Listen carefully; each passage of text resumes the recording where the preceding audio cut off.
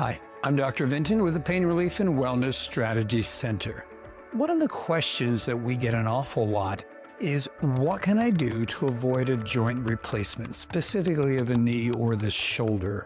So we must first understand that there's treatment of osteoarthritis, and then there's fixing osteoarthritis, two different animals.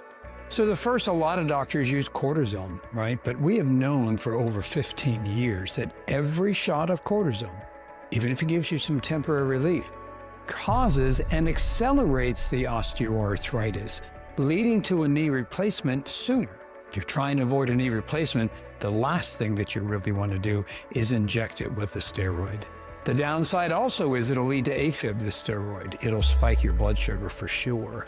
And even if you have a steroid, you can't have a knee replacement for 3 to 6 months just because of the effects of the steroid. So again, short term, some people get some relief for early stages, not so much for middle to late stage arthritis. Certainly isn't a fix. At best, it's a temporary Band-Aid, but the trade-off is more accelerated or advanced arthritis. There are better options.